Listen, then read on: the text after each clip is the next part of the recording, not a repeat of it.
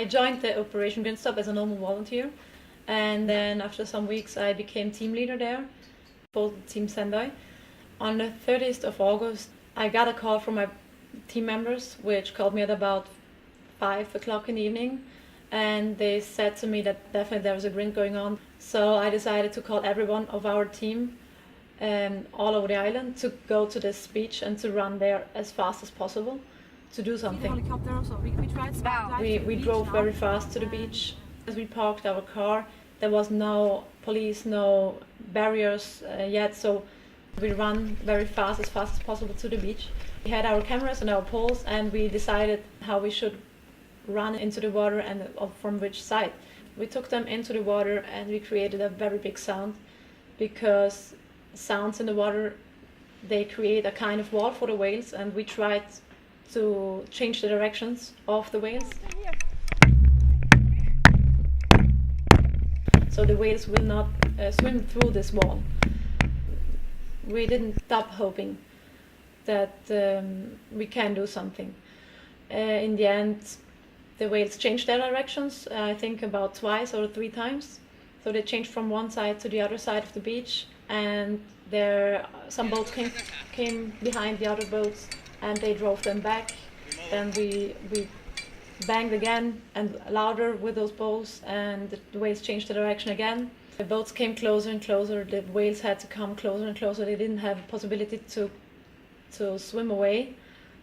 In the end, we couldn't stop it, because behind those whales have been about 10 or 12 boats, and it was too loud from the other side. We had a lot of people screaming, yelling, helicopters have been there, so it was a big sound.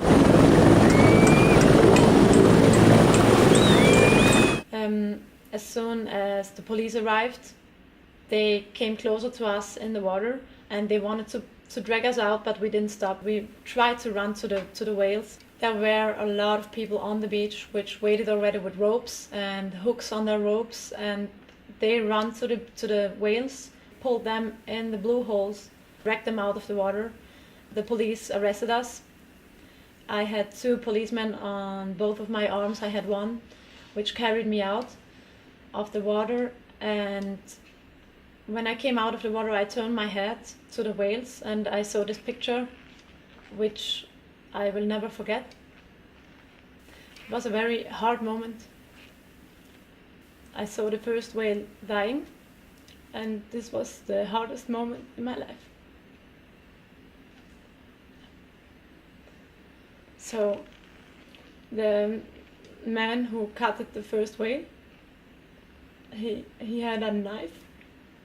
He didn't take this spinal cord, so he took the knife and he cut the whale here in this place, and so the whole story was completely wrong, and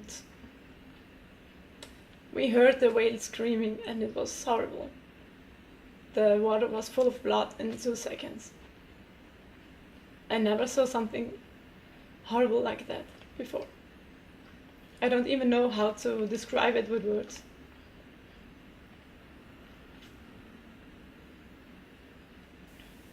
Yeah, I can remember the first 3-4 days I didn't sleep at all.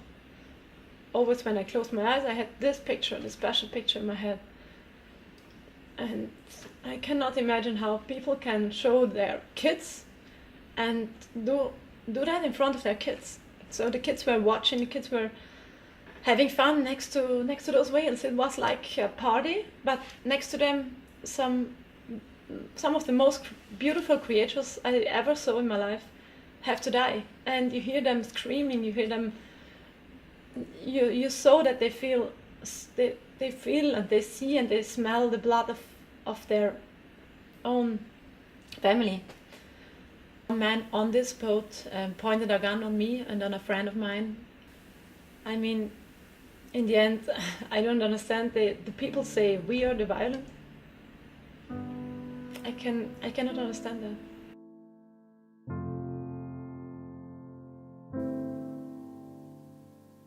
In the end, I'm sure that we've done our best and we tried everything to save those lives.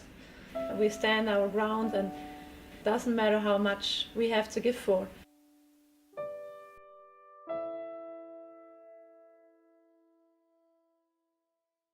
during Sea Shepherd was on the Faroe Islands, 33 pilot whales lost their lives, which is horrible. In the end, if we watch the numbers of pilot whales which died the last years, the campaign was a big success.